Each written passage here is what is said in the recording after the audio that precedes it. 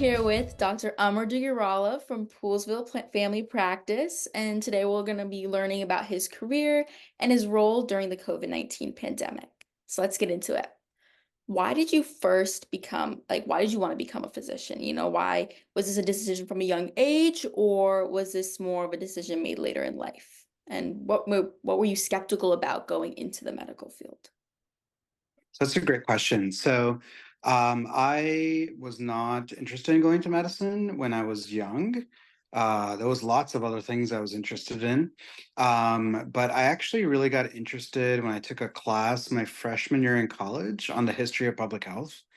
And that got me really interested. There was a story of John Snow, who's a doctor in Victorian England, who figured out how cholera was spread, even though they didn't know about bacteria back then. He was able to figure out that based on where people in London were getting their water, he could track down that the water was coming from farther down the Thames River, and so that was polluted water. And if they stopped drinking water from those water sources, they could actually stop the cholera epidemic. And I thought that was fascinating that one guy figured it out and just kind of thinking out of the box and trying new techniques. So that got me really interested in public health. So that was my first interest. I was also an environmental studies major in college, so I was really interested in environmental health. So I wanted to go to medical school to uh, look at pursue a career in public health and environmental health. So that's what got me first interested.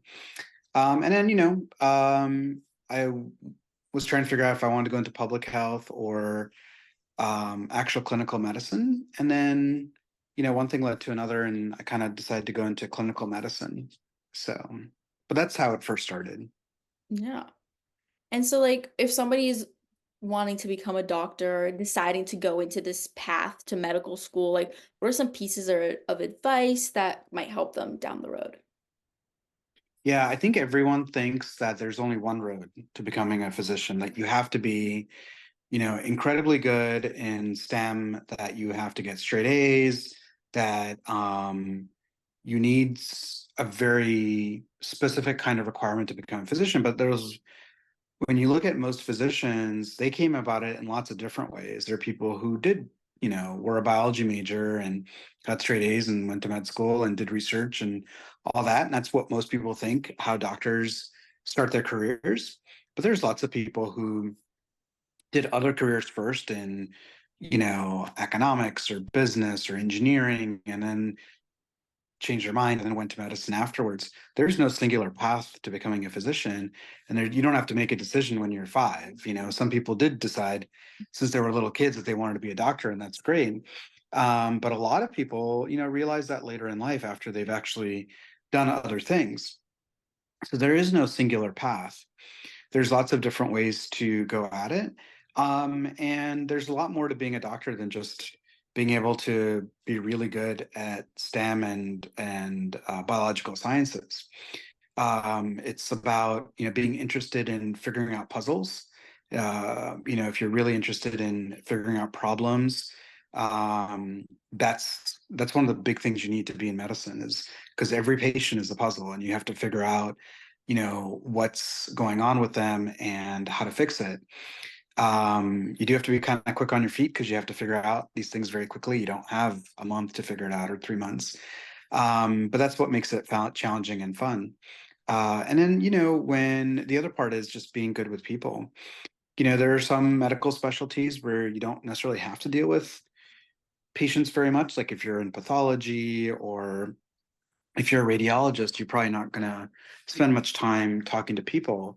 But you do, that's the big part of the job, is being able to talk to people, making them feel comfortable, being able to communicate, what your medical knowledge is into layman's terms. And because if you're doing everything in medical speak, that your patient may not understand exactly what you're getting at or what that means to them. So being able to communicate well with people is super important being a physician. And some of that, some people have that naturally and some people have to learn that. And that's part of going through medical school and residency and everything else, is not just learning medical knowledge, but it's also how do you get that medical knowledge? How do you figure it out? But also how do you communicate that to your patient? because you could tell the patient exactly what the right answer is or how to fix things. But if they don't understand it or they don't trust the information, they're not going to do their part. And a doctor can't do it by themselves. The patient has to be a partner in their own health. And if they don't feel like they trust you and that they understand what you're saying, they're not going to be able to follow the things that you're asking them to do. Yeah, for sure. And so, you're talking about how like you have these interactions with your patients and that you own this family practice. And what's kind of like the main responsibilities of owning a family practice and like the business side too of the connection between medicine and business? Yeah, that's really interesting because, in the United States, unlike a lot of other countries, we have kind of a capitalist system for medicine. So in a lot of other countries, the government owns, most of healthcare, most of physicians work for the government. But in the US, it's very different. Most physicians are working for nonprofits or for-profit institutions. So it's very different. So it definitely takes a different way of thinking. In some ways, there's a lot of positives to it because you can, being in a small practice, we can change based on what the community needs. So if our community and our patients need something, we can change that very quickly. We can change, our protocols or what we offer, within a day, within a month. And sometimes when you're in large institutions, it takes a long time for you to be able to make that change because it has to come from the top down. But when you're in a small place, you can switch very quickly, and this came in very handy. I know we're going to talk about the COVID epidemic later, but that was one thing that we were able to do very quickly that a lot of larger practices in the hospital systems weren't able to do is um, be able to change our practice to be able to fill the needs of the community at that moment. But owning a business is definitely challenging. It's its own challenge. You can kind of look at it as a fun challenge because you're using a different part of your brain. But the nice thing is that when you run your own practice, you can run it the way you wanted to run it. So a lot of times working in a bigger institutions, you have to follow a lot of rules and regulations that you may not necessarily agree with, and you may want to do things differently. The nice thing about owning your own practice is you can do it the way you want to do it. And that may not be the traditional way, or perhaps even the way that makes the most revenue for the corporation. But sometimes making the most revenue for the corporation is not always the best thing for the patients. But you can make those own decisions for yourself. You can say, well, we're going to forego making more money, but we're going to provide this service that's really helpful to patients. So one of the things we did in our practice was we do home visits. So home visits are not very common. It's the old-fashioned house calls. So doctors used to do it all the time, but nowadays most physicians don't do it because it's takes a lot of time. You don't get paid very well for it. It's actually you can make more money just being in the office and seeing more patients. But that's a real need, especially for patients who are homebound, people who are on hospice and at the end of life, people who are post-surgery and can't really aren't very mobile, or if they're acutely sick and they can't come to the office. So for those issues, we just go to the patient's house. Again, it's not the most revenue generating thing we can do, but for those families and those patients, uh, it's invaluable. And that's what makes the job worthwhile. Is in medicine, the nice thing is when you see a patient and you're able to do something for them, you get that immediate gratification. If you're in research or if you're in, you know, the corporate world or government work, a lot of times the work that you do can take years to see the end result. And sometimes it takes an entire career to see the end result. The nice thing about medicine is once you see a patient that day or the next day or a few days later or a month later, you see that change. And you get that instant satisfaction back from the patient, that instant feedback saying, hey, thank you for helping me with this problem. So that's a really nice feeling. But the business part is definitely challenging. I mean, I don't have a business degree. I didn't do any training in business, so I kind of learned it once I took over the practice. But it took a lot of work. Went to a lot of conferences, read a lot, talked to a lot of other people who ran practices.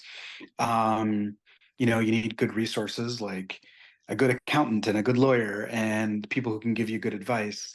But that makes it, interesting.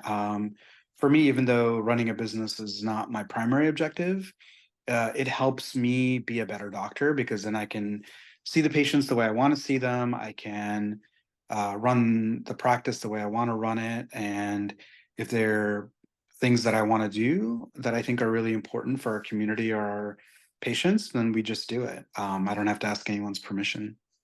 Yeah. And so, I know you were bringing up COVID-19 just a little bit. And so, what did you do during that time? Like, how did your business change and the needs of the community change, and how did you address those? And yeah. Yeah, so that was obviously, a big deal for everybody, especially for people in healthcare.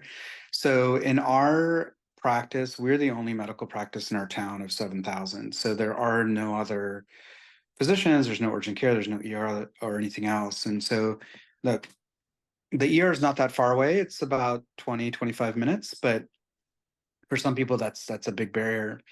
So when COVID happened, most practices shut down, at least temporarily, for about 6 weeks. And the state required that only emergency services be open.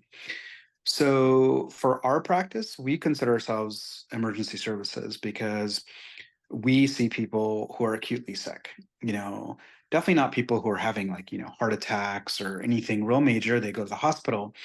But if they're having mild emergencies, then we see them an asthma attack, or, they have an allergic reaction, or, they have, their blood pressure problems or diabetes problems that are very acute. We felt like we had to stay open. So we stayed open. We never closed during COVID. We were only open for emergencies. So we switched most of our appointments to um, virtual visits, telemedicine, but we were still open. So if people needed to be seen, we took care of them for two reasons. One, it's the right thing to do for patients because they can see their doctor who knows them and can take care of them. And we're, you know, 10-minute walk or a 2-minute drive to our office. But the other reason is to keep those people out of the hospital. Mhm. So all these people are going to the ER because their doctor's offices are closed. So not to burden the system already, we were trying to keep people out of the ER and out of the hospital. So if we see them in our office for infections and asthma attacks and things like that, they wouldn't get worse or they wouldn't end up going to the ER. So we're actually helping the system overall by not allowing small problems to become big problems. Yeah. The other part is we switched to telemedicine literally overnight. We were already doing some telemedicine, very, very little. But once COVID happened, we went from doing 1 or 2 telemedicine visits a month to the height of it. We were doing eight to 10 per day. Most practices took them like 2, 3, 4, sometimes 6 months to move to telemedicine. We already had a system in place, so we could actually just go ahead and switch over. And we didn't have to ask anybody's permission because, it's our own practice. So we just decided, hey, we're going to do emergencies, all emergencies. We're going to see them same day. We're going to see them that day. Anything else like regular medication follow-ups or, minor issues, we're going to do everything that we don't have to do an exam on them. We're going to do that via telemedicine. So for about 6 weeks, we did emergencies only in telemedicine. After 6 weeks, we switched over the to regular visits again. The other thing that we did was we started doing COVID vaccinations in the office. Most COVID vaccinations during that time were done in mass vaccination sites. Yeah. But my practice and a few other practices lobbied very hard with the state and the county that physicians' offices should get vaccines because a lot of people, weren't sure if they wanted to get a vaccine. They had a lot of questions about it. They didn't want to go to a site where they had thousands of people because they were afraid they were on a contract, COVID while they were, going to these sites with thousands of people. So we give vaccines all the time. So, our nurses and our doctors know more about vaccines than, a lot of the places that are doing the vaccine sites, the mass vaccine sites. So after a lot of lobbying, we were able to get, there were about 16 practices in the state that were the first trial, the pilot project, to see if doctors' offices could give vaccines. So we were one of those handful of sites in the state. That's amazing. We were, yeah, we were actually one of the only sites in Montgomery County. So we were able to get those, and it was so successful that they actually opened it up to any practice in the state. So within weeks, it went from 16 to I think like three or 400 sites. So, and then we had so much demand from people in the community that we opened it up to not just our patients, but anybody in the community who wanted it. So by doing that, we had to, expand. Our office is small. We couldn't handle that many people. Yeah. So we took over a space a couple doors down that was empty, with permission from our landlord, and we got volunteers in to help give vaccines and help run the site. We set up a whole system online where people could just book an appointment online and then come in, and completely run by volunteers and our staff. We were giving, 40 to 50 vaccinations a day for 2.5 months. So we gave about 3,000 vaccines within a very, very short amount of time.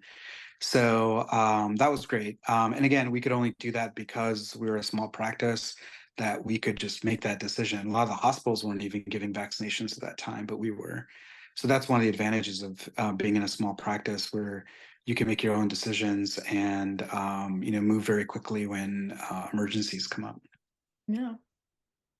Well, that's all. Thank you so much. This has been really fun, really interesting. I've learned so much.